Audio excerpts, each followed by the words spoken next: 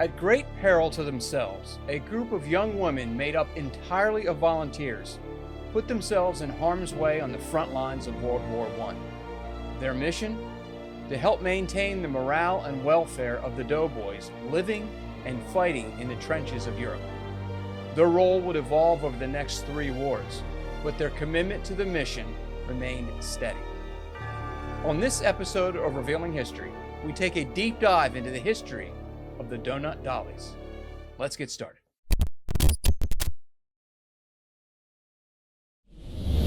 Formed during World War II, the Donut Dollies were American Red Cross women who volunteered to work overseas in mobile service clubs called clubmobiles.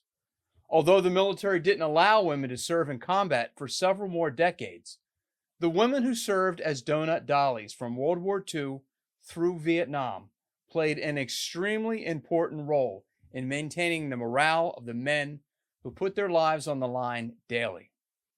But to understand the history of this amazing group of young women, we have to go back to the war to end all wars. After the United States entered the fighting in Europe in April 1917, a need was recognized for volunteers to assist with the soldiers' morale and welfare on the front lines. The Salvation Army, in an effort to fulfill that role, recruited 250 women to volunteer to assist the soldiers by bringing a sense of normalcy to the American troops. The women would perform varied tasks which included serving hot chocolate and clean socks, loading ammunition trucks, giving spiritual advice, and serving as a surrogate for wives and mothers to scared troops who were in many cases just out of high school. According to one of the volunteers named Barbara, listening was the most important thing they did. The duties of the female volunteers required them to travel with the soldiers to the front lines, which did not sit well with many of the Army's brass. But the women were determined to follow through with their mission to support the troops. The issue the generals had was they didn't want to be responsible for the women's safety. But the volunteers weren't exactly helpless. Each of them were issued a gas mask, a helmet, and a .45 caliber revolver in which they were trained. They insisted that they would be responsible for their own safety. As time went on, it was clear that there would be no end to the war anytime soon. And 2 of the volunteers became very unhappy with the food that was being fed to the soldiers. At that time, the main meal was something called bully beef soup, which was less than appetizing. It's essentially beef that has been cured or pickled, finely minced, and then packaged in a can of gelatin.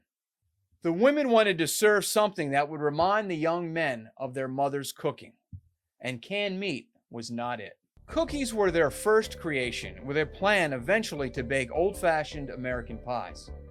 The problem was that fruit was in short supply, and baking in the trenches was almost impossible. So instead, they used empty wine bottles as rolling pins and readily available ingredients to make little-known pastry dumplings, also known as donuts. The aroma as the donuts were cooked spread throughout the trenches, summoning soldiers who stood in the rain and mud for a little taste of home. Despite finding themselves at war in some of the worst conditions imaginable, the sugary treats brought a smile to the weary soldiers' faces and reminded them, if only for a short time, of home. After one of the soldiers requested a donut with a hole, one of the 2 young volunteers named Helen Purviance had a mold made by a blacksmith in one of the French towns.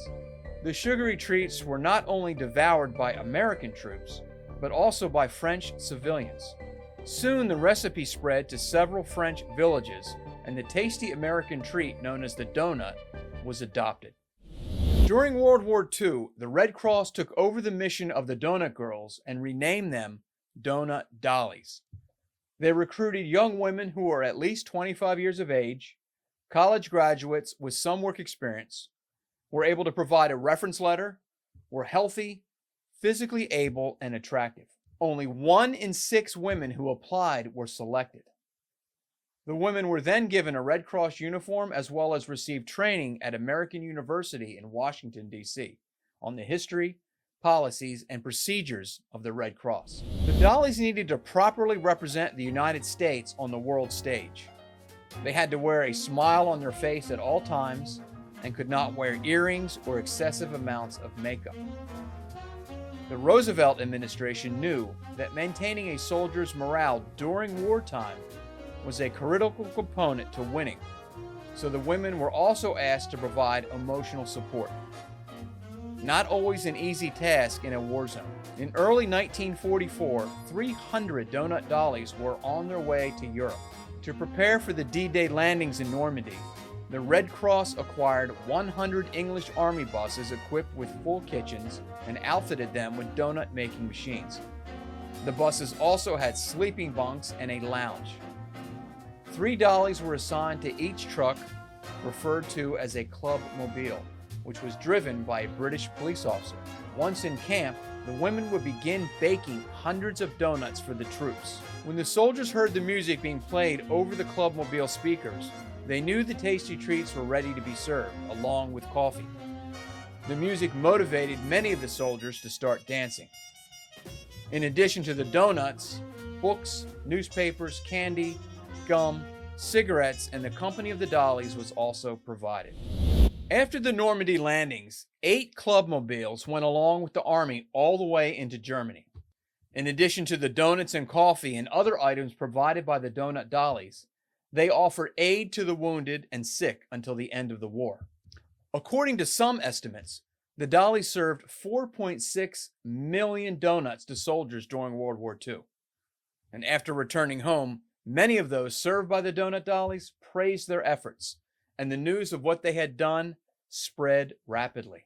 The work of the donut dollies would continue into the Korean War, and then, at the request of General William Westmoreland, the then commander of U.S. forces in Vietnam, they were asked to serve the soldiers during the Vietnam War.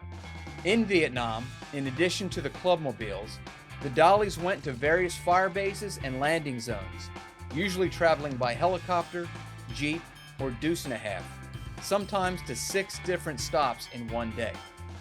Over the course of the war, they logged over 2 million miles, and many times slept in bunkers instead of their beds. Traveling in pairs, they hosted recreation programs such as football or trivia games, and pool or ping pong, in an effort to divert the troops' attention away from the war. The dollies, in many instances, older than the troops they served, represented a big sister or the girl next door. And although still referred to as donut dollies in Vietnam, they no longer served the tasty treat. For many of the soldiers, airmen, and Marines in Vietnam, the most important trait of the women who served as donut dollies was their ability to listen with an empathetic ear. Many of them heard horrific stories told by men who only a few short months prior were sitting in malt shops and going to drive-ins with their high school buddies. Now, they were fighting a war in a foreign land and watching some of those same buddies being killed or maimed. The story of the all-volunteer group of women known as Donut Dollies is a little-known tale of service and sacrifice that deserves to be told. These women often put themselves in harm's way, both physically and mentally, to selflessly serve their country and the men who were tasked with defending it. We thank them for their service. Wait, before you go, several months ago I conducted an interview with a donut dolly who served during the Vietnam War. What follows is a short clip from that interview.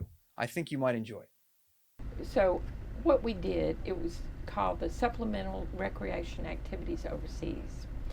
And the nickname Donut Dolly came from World War II. In World War II, the Red Cross had a program. They set up clubs in England, and they also had clubs in the South Pacific. But the England clubs, with the invasion of Normandy, which was in June, in July they trained women. They had 3 women in these big trucks, and the trucks had a donut machine and a coffee machine and a phonograph. Okay. So they would drive the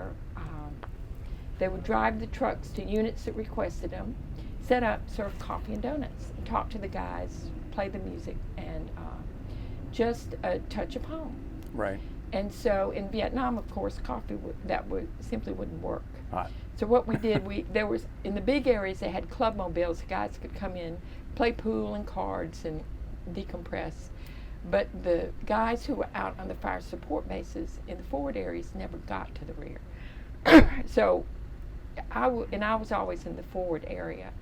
I lived at we were stationed in combat bases, and we would fly out to the fire support bases, which usually had mortars, artillery, 105s, and then the grunts, the infantry, would go out on patrol. One patrol would be out, and one or two would be in, and they'd rotate that way. So you could catch the guys when they were on the base. Okay. And that's mainly what we did. We would fly out in the morning with the morning supply choppers, usually the hot food, and so we'd serve breakfast, get to know the guys, talk to them, and then we'd go around and do programming. So we had to make up programs based on what the men knew, which was football, baseball, and cars. Right.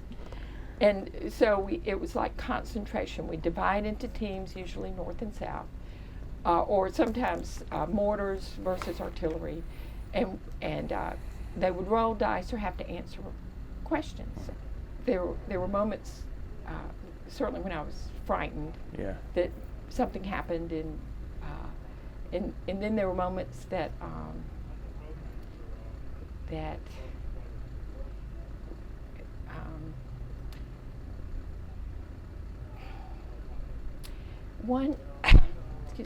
one thing, men would come up to us to, I think, confess.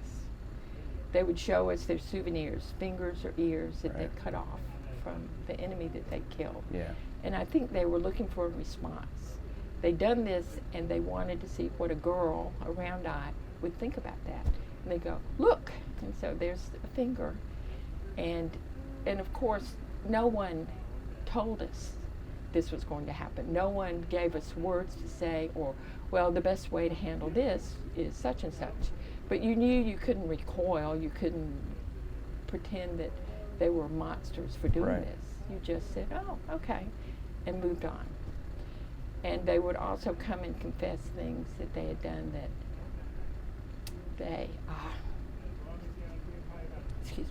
they knew it wasn't them. And so you'd say that. Yeah. This is a war. This is not who you are. When you get back to the States, it'll be fine. And that was a role that we played that I certainly was totally unprepared for. Yeah. And just did the best I could. One of the most dangerous things that happened to me was in a Jeep. The engineers were building a road, and so this captain said, oh, well, it'd be nice to have a donut dolly come and see the engineers. A general was inspecting them. So, and this was at Benoit. And so we set out, and we were riding along the road, and we ended up at a MACV headquarters. They had little places. We stopped to get something to drink, and the guys went, where are you going from here? And I go, well, we're going back to Benoit. He goes, kind of late. The roads closed at 5 o'clock. After 5 o'clock, no one was to be on the road. And so the captain went, oh, you're right. So we piled back in the Jeep, and we are heading down the road as fast as the Jeep could go. And I'm not quite sure what happened. I think he hit something in the road, and so the Jeep sailed off the road, and we ended in a chicken coop, chickens everywhere. So we crawl out of the Jeep, and the axle broke. I'm not quite sure, but clearly it was not going to go anywhere. So the captain, the driver, and I stood by the road, and there was no one.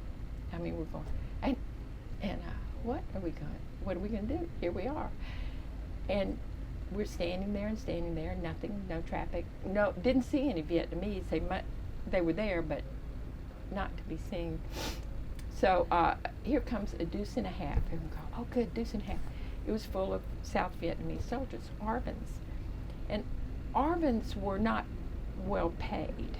And a lot of them they would steal chickens and to eat. And so they were not, I don't know, I was a little hesitant around ARVNs. So the truck stopped, and the driver was limping because he hurt himself in the wreck. And so they go around to the back, and I'm following right behind. They go, no, you're in the cab. And I go, no, I have to be back here. I have to, no. So I'm in the cab between two Arvins and me in the middle. And you're just going, where are we going? What are we doing? Right. Because all we could say was, GI? GI. Because I don't speak Vietnamese, they didn't speak English. But they dropped us at Phu Loy. And so we get to Phu Loy, and the driver and the captain just disappear, and I'm there, and a bunch of helicopter guys are there, and they go, oh, well, you're going to have to spend the night because it's dark. And it had been a long day. And I said, I can't spend the night here. I have to go to Benoit. And there was no crying in Vietnam. But tears started coming down my cheeks, and I heard them go, she's crying. And I was, I'm trying not to, and I'm just going, I have to go to Benoit. I can't, they'll throw me out of the country if I can't stay here. And so they got a helicopter, a Loach, and gave me a ride back to Benoit. Wow. But that was the only time that that happened. Right, thankfully. But they didn't recover the Jeep. It had just been disassembled and disappeared into Right. Vietnam. Yeah.